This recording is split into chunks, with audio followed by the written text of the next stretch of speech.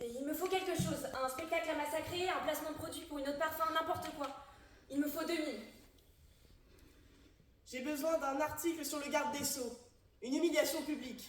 Détournement de fonds, intelligence avec l'étranger, pédophilie. Raconte ce que tu veux, je m'en fous. L'article sera anonyme. C'est sans risque. Et c'est 500. Je veux 1000. 500. 1000. D'accord. Doria, j'ai besoin d'argent. J'ai de l'argent pour toi. Si tu massacres un roman qui pourrait faire de l'ombre à mes publications. L'auteur, c'est un fanatique de droite, mais très pauvre. Il vit dans une mansarde dégueulasse. Comment il s'appelle déjà? Daniel, Darnez, Dortouze? Daniel Darkes. Ah oui, voilà. Bah, pourquoi tu fais cette tête-là? Tu as peur? Il a baisé ta sœur ou quoi? Tu ne prends aucun risque. Il est tellement royaliste qu'il dérange tout le monde. Il est plus royaliste que le roi. Je peux compter sur toi? C'est sans risque et c'est 500. Impossible. Ce livre, il a mis 10 ans à l'écrire. Comme tu veux, je trouverai quelqu'un d'autre. Je veux 1000. 500. 1000. D'accord. Patate, Licoto, tu me fais crédit? Va crever. C'est pour moi, je t'invite. Je te revaudrai ça. Doria m'a commandé un papier, je vais me refaire. Dépêche-toi de l'écrire. Le courrier des théâtres est bientôt fini. Ça y est, Lucien, le pouvoir reprend la main. Tu vas tomber de ta chaise, mais attends encore un peu. Les décrets de censure sont tombés. La police est en route. Le courrier des théâtres va fermer. Ne tombe pas de ta chaise. Et avec lui, tous les journaux de gauche. Ne tombe pas de ta chaise. Tu vas vouloir prévenir Finot. Ne gaspille pas ta salive. Il est déjà au courant. Ne tombe pas de ta chaise. Il a vendu le journal. Ne tombe pas de ta chaise. Il écoule discrètement ses parts depuis quelques semaines. Ne tombe pas de ta chaise. Il officialisera demain le rachat du Réveil monarchiste pour en faire le quotidien phare de la droite. Oui, tu as bien entendu. Finot, l'homme qui a inventé le collectif de journalistes. Finot, le grand justicier de la gauche. Finot, la terreur de la droite. Tu penses que Finot nous a trahis tous les deux, qu'on est foutus? Tu te trompes. Il t'a trahi toi et moi. Il m'a nommé rédacteur en chef. Il m'a promis un joli salaire. Là, tu vas penser que tu es foutu. Tu te trompes encore. Il y a une place pour toi, avec nous, à droite. Toi, la figure montante du journalisme de gauche. Toi, la terreur des monarchistes. Toi, le poil à gratter du gouvernement. Tu passes à droite. Attends. Tu vas vouloir protester, te lever et partir. Tu vas vouloir me gifler en me disant que tu ne trahiras pas ton camp, mais tu ne vas rien faire du tout. Tu vas te taire et tu vas m'écouter. Souviens-toi de ce que je t'ai dit lors de notre première rencontre. Chronos, Aios, Kairos.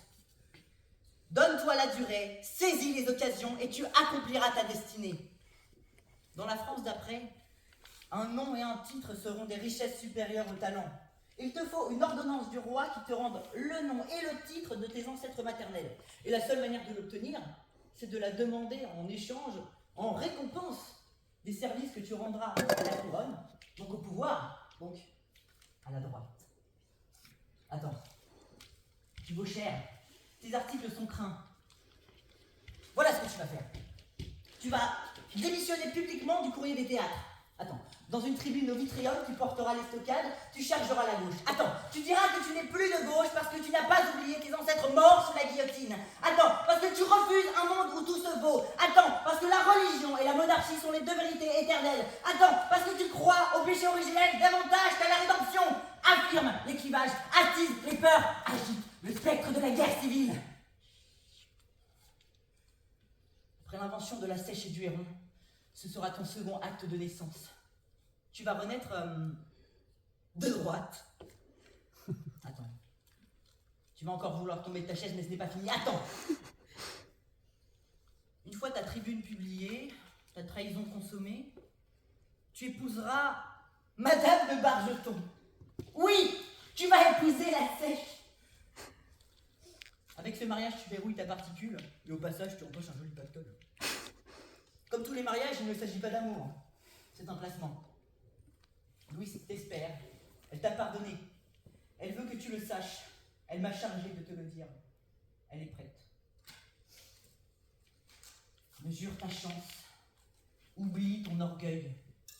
Avec ce mariage, tu vas devenir un étendard. Tu ne seras plus Lucien Chardon. Tu ne seras même plus Lucien de Rubempré. Tu vas incarner ton époque. Lucien de Rubempré, c'est la France qui, au bord de l'abîme, se relève et retrouve le droit chemin. Richesse, pouvoir, noblesse. Si tu viens avec moi, tu auras tout. Si tu m'écoutes, tu te construis un destin.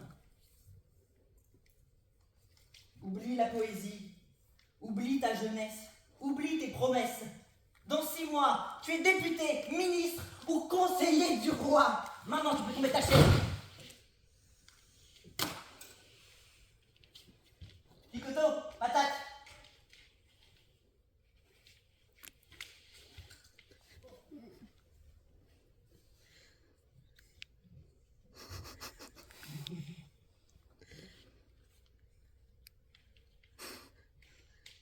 Pourquoi je cherche à te sauver? Parce que j'ai obéi aux ordres de Finot. Il pense que tu peux nous être utile et j'aime bien faire mon travail. Oui, il m'a promis une belle prime si je parviens à te convaincre de nous rejoindre. Tu trouves que c'est un peu faible comme raison? Moi aussi. Ça doit être quelque chose de plus profond encore. En lien avec l'enfance, sans doute. Quand j'étais adolescent, j'étais convaincu d'appartenir à une génération exceptionnelle, que nous allions réaliser de grandes choses. Mais plus tard, j'ai compris que c'était mathématiquement impossible. Nous sommes nés trop tard, après ceux de 1789 et après Napoléon. Nous ne ferons pas de révolution. Nous nous contentons des miettes. L'histoire nous a laissé une place, un peu médiocre. Bon, pas totalement ratée, hein, mais quand on se compare à nos pères, quand même, hein, nous ne ferons pas de révolution, pas de grande conquête. Notre génération tombera dans l'oubli. Je n'attends plus rien de notre génération, mais je n'ai pas renoncé à la gloire. Et pour ça, je voudrais m'entourer des meilleurs. Alors le choix est simple. Soit tu continues comme ça et tu crèves comme un papillon attiré par la lumière, ami avec des lousteaux, errant de fête en orgie, pensant bien et agissant mal. Soit tu te fabriques un destin. Mais pour ça, il te faudra trahir encore, encore et encore. Alors, qu'est-ce que tu décides?